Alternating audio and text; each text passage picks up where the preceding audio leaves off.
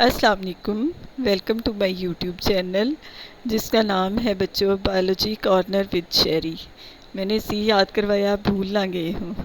تو بچوں آج ہم نے چیپٹر نمبر 6 کیمسٹری کی ایکسرسائز کرنی ہے۔ تو سب سے پہلے آپ پیج نمبر 1 دیکھیں، اس میں نے ایم سی کیوز کو سرکل کیا ہوا ہے۔ پھر اس کے بعد پیج نمبر 2 دیکھیں تو اس میں بھی میں نے ایم سی کیوز کو سرکل کیا ہوا ہے۔ پیج نمبر 3 پہ آپ کی بک کی جو ایکسرسائز ہے اس میں شارٹ کوسچن، لانگ کوسچن وغیرہ یہ اونلی کوسچنز لکھے ہوئے ہیں۔ اب پیج نمبر 4 اگر آپ دیکھیں تو یہاں سے جو ہے باقاعدہ ایکسرسائز سٹارٹ ہوتی ہے، تو سب سے پہلے شارٹ کوسچن آ جاتے ہیں۔ تو سب سے پہلا شارٹ کوسچن ہے ڈائنامک ایکویلیبریم اور اسٹیٹک ایکویلیبریم میں کیا فرق ہے؟ تو یہ بچوں لائن لگا کے میں نے دونوں کا فرق آپ کے سامنے یہاں پر بتایا ہے۔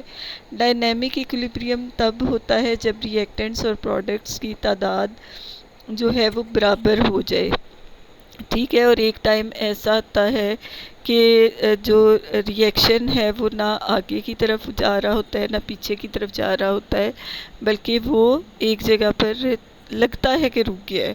اس کو کہتے ہیں ڈائنامک ایکویلیبریم۔ اور اسٹیٹک ایکویلیبریم وہ ہوتا ہے کہ جو مکمل استحکام کی حالت میں ہو، یعنی اس میں کوئی حرکت یا تبدیلی نہ ہو رہی ہو، ٹھیک ہے۔ ڈائنامک ایکویلیبریم میں جو ہے وہ ری ایکٹنٹس پروڈکٹس بناتے ہیں اور پروڈکٹس ری ایکٹنٹس بناتے ہیں، یعنی بیلنس ہوتا ہے۔ لیکن اسٹیٹک ایکویلیبریم میں ری ایکٹنٹس جو ہیں وہ مکمل طور پر پروڈکٹس میں، اور جن پروڈکٹس سے واپس ری ایکٹنٹس میں چینج ہونا ہوتا ہے وہ ہو جاتے ہیں۔ اب کوسچن نمبر 2 بچوں دیکھیں تو اس میں ہے کہ دا سیل ریورسیبل ری ایکشن پر ٹیمپریچر بڑھنے کے کیا اثرات ہوں گے؟ تو یہ جو آپ کو ری ایکشن دیا ہوا ہے واٹر اور اس کو بجلی کے ذریعے یا الیکٹرولسس کے ذریعے سے بریک ڈاؤن کیا جاتا ہے ہائیڈروجن اور آکسیجن میں، یہ ایک اینڈوتھرمک ری ایکشن ہے۔ اس میں پانی کو گرم کیا جاتا ہے، حرارت دی جاتی ہے۔ جب اس کو حرارت دی جاتی ہے تو رد عمل دائیں طرف منتقل ہوتا ہے، یعنی ری ایکٹنٹ سے پروڈکٹ کی طرف ہوتا ہے، یعنی ری ایکٹنٹ واٹر کو گرم کیا جاتا ہے اور اس سے آگے پروڈکٹس بنتے ہیں، یعنی ری ایکشن جو ہے وہ لیفٹ سے رائٹ کی طرف ہوتا ہے اور ہائیڈروجن اور آکسیجن گیس بنتی ہے۔ اس کے بعد اگلا کوسچن آ جاتا ہے کہ ایک ریورسیبل ری ایکشن میں پروڈکٹس کی زیادہ سے زیادہ مقدار کیسے حاصل کی جا سکتی ہے؟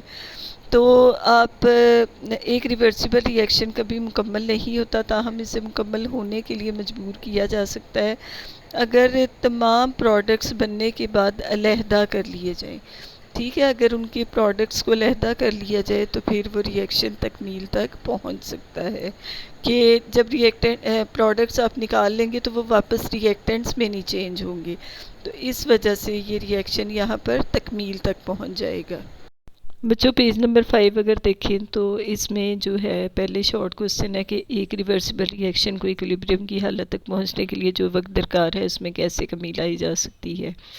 تو یہ آپ کو ری ایکشن دیا ہوا ہے N2+O2 اور 2NO، تو اس میں یہ 3 پوائنٹس آ جاتے ہیں کہ اس کا درجہ حرارت، ری ایکشن کا درجہ حرارت بڑھا دیں۔ نمبر 2 ری ایکشن میں ری ایکٹنٹس کی مقدار کو بڑھا لیں، یا پھر کیٹلسٹ کی مقدار کو بڑھا کر کسی بھی ریورسیبل ری ایکشن کو ایکویلیبریم کی حالت تک پہنچایا جا سکتا ہے، جلد از جلد پہنچایا جا سکتا ہے۔ اس کے بعد بچوں یہ آگے اندرونی سوالات آ جاتے ہیں جو آپ کے چیپٹر کے اندر، سبق کے اندر جو کوسچنز یہ ہوتے ہیں یہ وہ اندرونی سوالات ہیں، یہ پیج نمبر 5 اور پیج نمبر 6 پر آ جاتے ہیں۔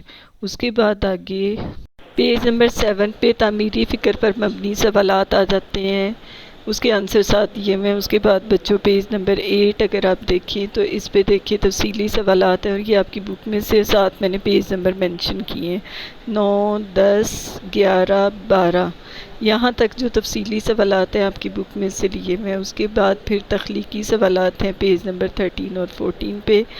تو اس کے ساتھ ہی بچوں آپ کے یہ ایکسرسائز ختم ہو جاتی ہے۔ امید ہے کہ آپ کو اس کی اچھی طرح سمجھ آ گئی ہوگی۔ میرے چینل کو لائک کرنا، سبسکرائب کرنا اور شیئر کرنا نہ بھولیے گا۔ تھینک یو سو مچ۔ اللہ حافظ۔